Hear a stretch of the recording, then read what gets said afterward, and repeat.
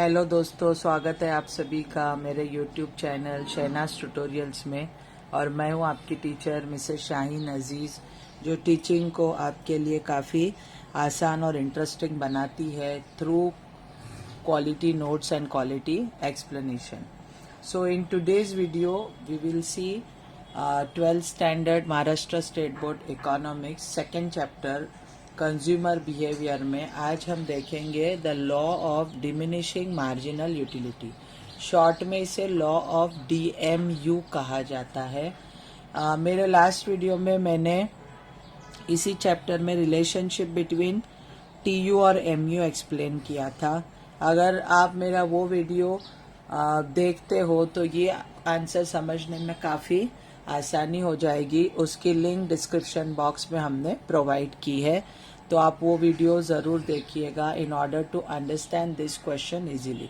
Now this law of DMU या law of diminishing marginal utility काफ़ी important है from the point of view of exam, और ये first law है 12th standard का। तो ये लॉ पे आगे के जो लॉज है, लॉ ऑफ डिमांड और काफ़ी सारी चीज़ें बेस करती है। तो understanding this law is very important from the point of view of subject understanding also. 8 marks के लिए लॉ विथ अजम्पशन पूछा जाता है एंड विदाउट अजम्पशन ये लॉ 4 मार्क्स के क्वेश्चन में पूछ सकते हैं बोर्ड्स एग्जाम में। ठीक है, अब जब 8 मार्क के लिए आपको लिखना है तो फर्स्ट आपको इंट्रोडक्शन लिखना है, फिर स्टेटमेंट ऑफ लॉ, फिर शेड्यूल और फिर उसका डायग्राम।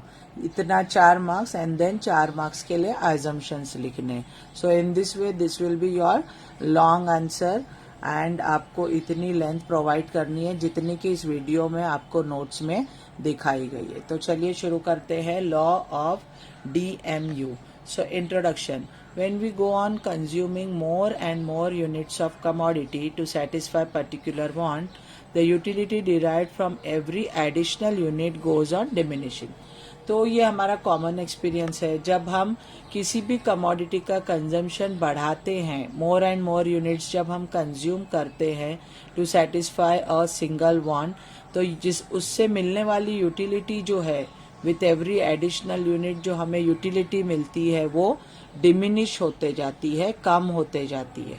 यही कॉमन एक्सपीरियंस को this common experience is expressed by doctor Alfred Marshall through law of diminishing marginal utility in his book principles of economics published in 1890। तो यही कॉमन एक्सपीरियंस को Alfred Marshall ने अपने बुक में principles of economics में law of DMU के स्वरूप में लिखा है। समझ में आया?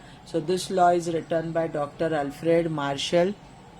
अल्फ्रेड मार्शल एक बहुत ही फेमस नियो क्लासिकल इकोनॉमिस्ट थे और माइक्रो इकोनॉमिक्स के बहुत सारे लॉज इन्होंने ही लिखे हैं। So he is considered as architect of micro economics. So introduction में हमें क्या याद रखना है कि when we go on consuming more and more units of particular commodity, utility derived from every additional unit goes on diminishing. After introduction, we will see statement of law. Statement of law, other things being equal. Other things being equal मतलब जो भी micro economics के laws है they will be based on certain assumptions और conditions. तो हर economic law micro economics का will start with this word other things being equal या other things being constant भी लिख सकते हैं। यहाँ से स्टेटमेंट शुरू होगा। The additional benefit which a person derives from a given increase in the stock of a thing diminishes with every increase in the stock that he already has. This statement is written by Dr. Alfred Marshall. इसका मतलब बहुत ही simple है। जैसे जैसे आप additional benefit के लिए stock of consumption बढ़ाओगे तो उससे मिलने वाला बेनिफिट क्या होते जाएगा?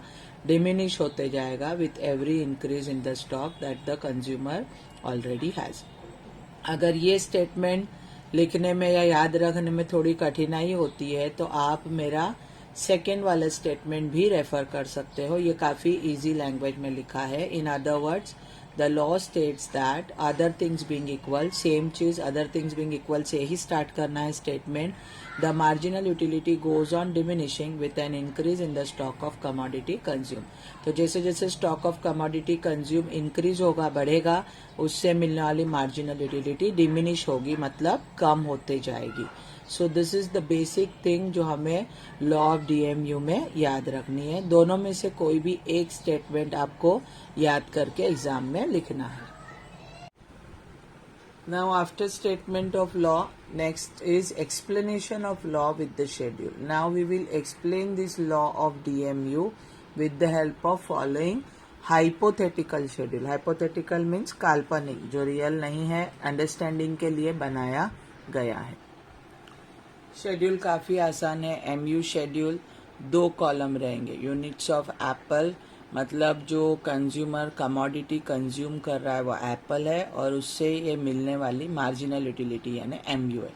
तो जब वो फर्स्ट एप्पल खा रहा है consumer, he is getting 10 utility. कितनी यूटिलिटी मिल रही है? 10. आफ्टर कंज्यूमिंग सेकेंड एप्पल, उसकी यूटिलिटी 10 से थोड़ी कम हो गई, 6 हो गई. देन थर्ड एप्पल अगर वो खा रहा है तो यूटिलिटी 3 हो गई. फोर्थ एप्पल पे उसकी एमयू 0 हो गई, मतलब यहाँ पे उसकी वांट सेटिस्फाई हो चुकी है. This is point of satiety. Satiety means maximum satisfaction. And if still he consume fifth unit of apple, his mu will become negative, that is -2, and here he will get dissatisfaction. तो अक्लमंद consumer कहाँ stop कर देगा? 4th unit पे. जो हमने अभी statement पढ़े वो इस शेड्यूल से प्रूव हो रहा है. जैसे जैसे यूनिट्स ऑफ कंजम्पशन बढ़ते जा रहा है 1 2 3 4, वैसे वैसे एमयू डिमिनिश होते जा रही है, और डिमिनिश होके 0 भी हो रही है, और उसके बाद अगर कंजम्पशन होता है तो निगेटिव भी हो सकती है. Now we will see explanation of this above schedule. In the above schedule it is seen that at the consumption of first apple mu maximum है, that is 10 है. As the consumption of apple increases, जैसे जैसे consumption of apple increase हो रहा है second to fifth unit, mu decrease होना शुरू हुई है with every additional unit, and then it becomes 0 at the 4th unit. Means this is the point of satiety, means maximum satisfaction का ये point है 4th unit, and then mu becomes negative at the 5th unit, indicate dissatisfaction. अब हम बनाएंगे इसका diagram, that is diagrammatic representation of MU schedule. तो through diagram अब हम प्रूफ करेंगे कि with the increase in consumption MU कैसे कम कम होते जाती है. So this is our Y axis.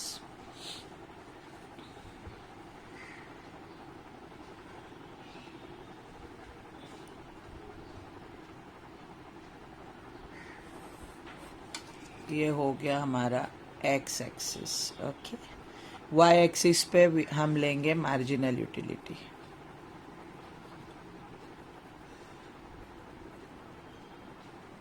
On X axis we will write units of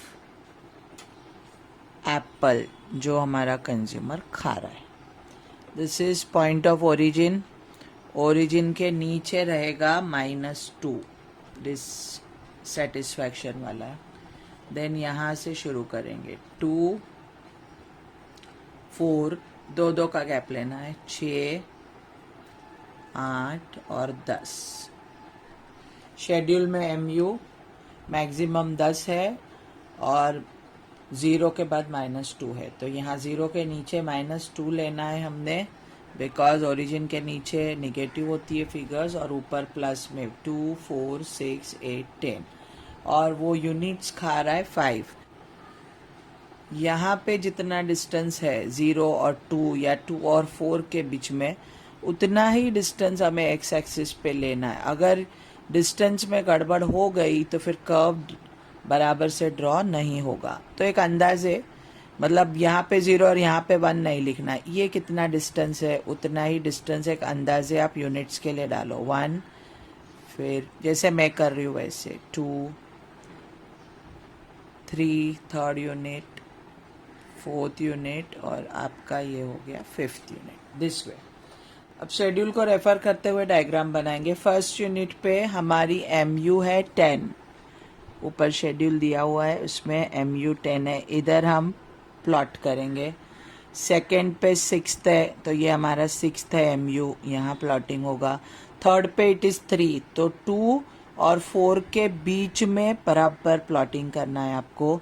fourth पे MU 0 है तो यहाँ पे प्लॉटिंग होगा, और फिफ्थ पे MU निगेटिव हो चुकी है, -2 है तो इधर आएगा। और अब इसको हम ड्रॉ करेंगे। नीचे की तरफ आ रहा है MU कर्व, एक्स एक्सिस को टच कर रहा है, मतलब 0 हो गया MU, और अब क्या हो जाएगा, फिफ्थ यूनिट पे माइनस हो जाएगा। ओके, सो यहाँ पे आप लिख दोगे MU curve. So MU curve is downward sloping curve from left to right, indicating as consumption of apple increases, MU diminishes, becomes 0 and then becomes negative. Now after diagram we will see next part of the answer, that is assumptions of law of DMU. सो अगर 4 mark के लिए पूछा है तो diagram के बाद आपने answer stop कर देना है, और अगर 8 मार्क के लिए ये क्वेश्चन पूछा गया तो आपको assumptions भी लिखने होंगे। सो assumptions of law of DMU, the law of DMU is based on following assumptions। Statement में हमने लिखा था ना, अदर थिंग्स बीइंग इक्वल या अदर थिंग्स बीइंग कांस्टेंट, वो ये assumptions है। तो फर्स्ट हमें क्या एज्यूम करना है, to become law operate, the first assumption is homogeneity. It is assumed that all units of commodity consumed are identical in size, shape, color, taste, quality, etc. तो first assumption में हमें ये assume करना है कि जो भी units of commodity है, हमारे एग्जाम्पल में हमने एप्पल लिया है, तो एप्पल जो है वो सारे सेम साइज के, शेप के, सेम कलर के, सेम टेस्ट और सेम क्वालिटी के होंगे to experience the law. Second assumption is single use. It is assumed that the commodity has only one use to experience the law.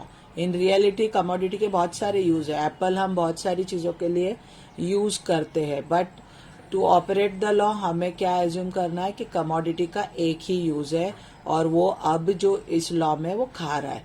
It is assume that the commodity has only one use to experience the law. Third assumption, cardinal measurement. It is assumed that utility can be measured in numbers. हमने utility को numbers में measure किया है, so that it is possible to know and compare utility derived from each unit of commodity. तो ही हम utility का comparison कर सकते हैं, हर unit से हमें कितनी utility मिली, कितना कम हो गया after consumption. So all this is possible when we cardinally measure the utility. Though utility is psychological concept, but to operate the law हम उसे नंबर में मेजर करेंगे। तो थर्ड assumption था cardinal measurement. Fourth assumption is rationality. Consumer is assumed to be rational person. Rational मतलब अकलमंद, सही सोच वाला person, and his aim is to get maximum satisfaction, और कंज्यूमर का एम होगा कि मुझे मैक्सिमम सेटिस्फैक्शन मिले। तो लॉ में हमें पता चलता है कि फोर्थ यूनिट पे जो है सेटिस्फैक्शन मैक्सिमम हो रहा है, बिकॉज वहाँ पे MU 0 होती है, उसके बाद जो है वो डिससेटिस्फैक्शन वाला कंजम्पशन होगा। So consumer is assume to be rational consumer. Fifth assumption is continuity in consumption. All units are consumed in quick succession, one after the other without any time gap. तो fifth assumption में हमें क्या देखना है कि जो consumption है वो विदाउट एनी टाइम गैप है, क्विकली है, without any time gap. All the units are consumed one after the other without any time gap. 6 is reasonability.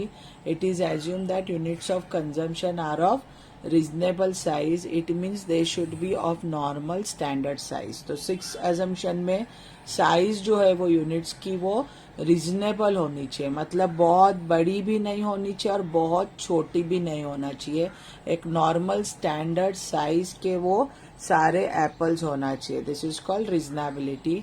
And seventh and last assumption is constancy. It is assumed that income, taste, habit, preference of consumer remain constant throughout the operation of law. तो जो भी है consumers के test है, habits है, preferences है, consumer का income है, वो सब कुछ कांस्टेंट रहेगा, चेंज नहीं होगा through out the operation of law. Because अगर ये सारी चीज़ें चेंज होती है तो कंज्यूमर के कंजम्पशन पैटर्न्स भी चेंज होंगे और लॉ ऑपरेट नहीं होगा. So in order to operate the law हमें ये सारे एजम्पशंस जो है वो एज्यूम करना है, ये सारे थिंग्स को हमें एज्यूम करना है. These are also called conditions also. So here our answer and explanation of today's video ends. 8 mark के लिए आपको विथ एजम्पशन इतनी लेंथ लिखना है. पहले आपको इंट्रोडक्शन लिखना है लॉ का, फिर स्टेटमेंट, स्टेटमेंट के बाद शेड्यूल आएगा, MU शेड्यूल, उसके बाद शेड्यूल से आपको डायग्राम ड्रॉ करना है. अगर 4 मार्क के लिए तो यहाँ पे आंसर खत्म हो जाता है. 8 मार्क के लिए पूछा है तो आगे आपको ये एटलीस्ट 6 अजम्पशंस तो लिखने. मैंने 7 एक्सप्लेन किया, आप 6 इसमें से एनी 6 लिखो. अजम्पशंस के बाद आपका आंसर कंप्लीट हो जाएगा. तो I hope you have understood today's explanation. In case अगर कुछ डाउट है कमेंट बॉक्स में मुझे बताइएगा. मेरे प्रीवियस वीडियोस की लिंक मैंने प्रोवाइड की है, उसे भी आप रेफर कीजिए, समझने में आसानी होगी. एंड आपको ये वीडियो अच्छा लगा हो तो प्लीज़ एक लाइक और शेयर कीजिए आपके दोस्तों को. और चैनल पे अगर आप नए हो तो please subscribe to my channel. Thank you for watching.